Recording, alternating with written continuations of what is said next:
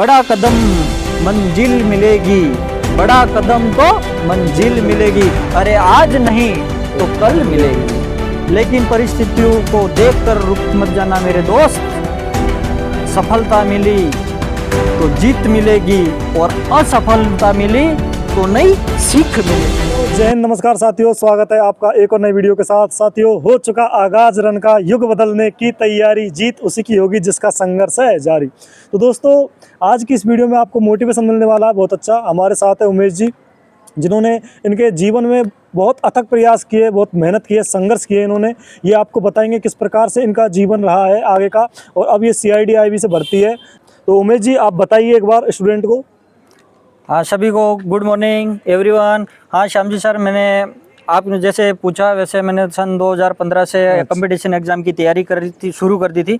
तो 2015 में competition exam first attempt था हमारा वनपाल वन रक्षक का। वन रक्षक वाला। हाँ, तो वन रक्षक में हमने कंपटीशन एग्ज़ाम फाइट किया था, लेकिन लास्ट मेरिट पे रह गए थे। लेकिन हमारा आत्मविश्वास नहीं टूटा था, क्योंकि अगले एग्ज़ाम अटेम्प्ट करते गए। 2016 में पटवारी का किया, 2017 में जेल परेरी का किया, और 2018 में पटवारी और ग्राम सेवक वापस किया था। ग्राम सेवक और पटवारी में लास्ट मेरिट में वापस रह गए थे, लेकिन 18 अगस्त 2018 को जेल परेरी में मेरा चयनित हो गया था। उसके बाद से वहाँ से भी मतलब कि हमने वही मुकाम नहीं समझा, और मंजिल को आगे बढ़ाते हुए जेल परेरी की ड्यूटी भी करते गए, उसके साथ साथ एग्जाम की तैयारी भी करते गए। तो 2021 वाली भर्ती में मैंने राजस्थान पुलिस का भी एग्ज़ाम फाइट किया, लेकिन वहाँ इसलिए नहीं गया क्योंकि सेम नौकरी थी, तो मुझे जाने का इच्छुक नहीं होता। मैंने सोचा कि यहाँ पढ़ने का टाइम है तो और मैं आगे तैयारी कर सकता हूँ। फिर 2023 में CID CB से भर्ती हुआ था। CID CB में लास्ट मेरिट में रह गया मैं कट ऑफ में। इसी कारण मैंने वापस CID IB से अप्लाई किया, और 2023 वाली भर्ती में CID IB में मैं वापस फाइनल सिलेक्शन हुआ जनरल फाइट की। उसके बाद में मैंने अभी भी तैयारी जारी है। लेकिन मेरे दोस्तों, स्टूडेंट सभी को आपको बताना चाहता हूँ कि किसी भी पढ़ाई की शुरुआत करे हो, कभी कभी में स्टूडेंट क्या होते हैं, एक बार एग्ज़ाम फाइट करते हैं तो वो क्या एग्ज़ाम में सबसे कम नंबर से रहने के बाद में ज़्यादा डिमोटिवेशन हो जाते हैं। अगर ज़्यादा नंबर से रहते हैं तो उनको एहसास नहीं होता है कि चलो ठीक है, हम पढ़े नहीं थे, तैयारी नहीं थे, इतने नंबरों से रह गए। लेकिन अंतिम मंजिल की सीढ़ी तक, जैसे कट ऑफ कहीं जा रही है 200-250 नंबर की जा रही है, 245 नंबर की कट ऑफ गई, और लास्ट 242 या 43 नंबर पे आप रुकते हो, तो आपको इतना दुख होता है कि काश मैं 2 प्रश्न और सही कर देता तो मेरे 246 हो जाती। और 1.5 नंबर के प्रश्न थे, इसकी वजह से मैं रह गया। तो वो ज़्यादा डिमोटिवेशन हो जाता है, उसको यूँ हो जाता है कि मेरे को तैयारी नहीं करनी, अगली बार कुछ भी नहीं करना, क्योंकि होता नहीं है, क्योंकि लोग भी अपन को ताने मार। लेकिन मैं स्टूडेंट को यही बताना चाहता हूँ कि कभी भी ऐसी कंडीशन आए तो हमेशा बेस्ट देने का प्रयास करो। मतलब कि यही कंपटीशन एग्जाम है, मैं इसी को ही फाइट कर लूँगा, यही मेरा अंतिम मंजिल है, मत समझो। वो फाइट करो या नहीं करो, हर एग्ज़ाम को, हर कंपटीशन एग्जाम में बैठो, हर कंपटीशन एग्जाम का पेपर दो, और हर एग्जाम में अपन बेहतर क्या कर सकते हैं, बेस्ट क्या दे सकते हैं, अपना जो बेस्ट परफॉर्मेंस है वो देना। सिलेक्शन तो अपने आप होगा। जैसे हमने 2015 से शुरू की थी, 15, 16, 17 तक गए, 18 में अपने आप हुआ, 18 में फिर बीच में लॉकडाउन आ गया, तैयारी करने का ज़्यादा मौका नहीं मिला। फिर भी 21 में फाइट की, फिर भी चूक गए, तो 21 में मैं गया नहीं हूँ।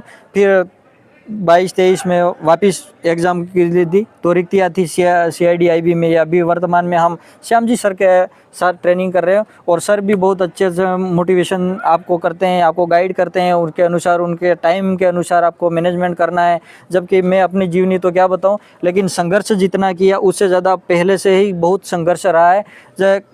कभी भी मोटिवेशन से डिमोटिवेशन मत होना। कहीं भी एग्ज़ाम कंप्लीट करो तो ऐसा करो कि सामने वाले भी अपन से बेहतर कर रहे हैं तो उनसे भी एक कदम और अपन बेहतर करने का सोचे। यूँ नहीं सोचें कि इनके पास आर्थिक स्थिति नहीं है, इनके पास पढ़ने की व्यवस्था नहीं है, इनके पास कोचिंग की व्यवस्था नहीं है। अपन सेल्फ स्टडी भी तैयारी कर सकते हैं। बड़ा कदम मंजिल मिलेगी, बड़ा कदम तो मंजिल मिलेगी। अरे आज नहीं तो कल मिलेगी, लेकिन परिस्थितियों को देखकर रुक मत जाना मेरे दोस्त। सफलता मिली तो जीत मिलेगी, और असफलता मिली तो नई सीख मिलेगी।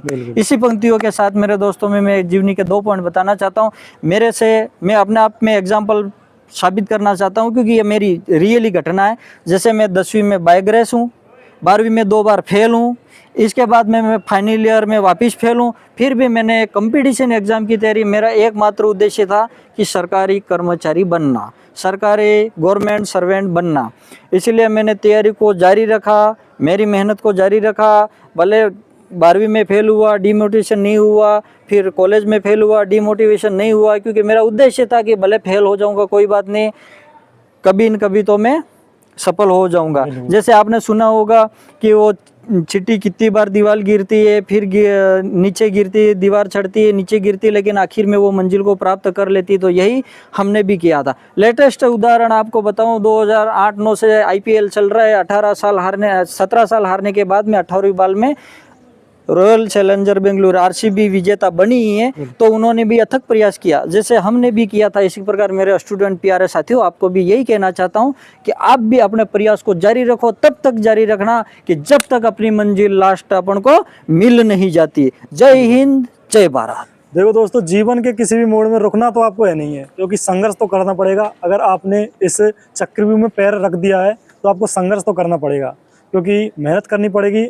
क्योंकि पेपर भी आपको देना है, तो मेहनत कोई दूसरा नहीं करेगा, मेहनत आपको ही करनी है अगर आपको सिलेक्शन पाना है तो।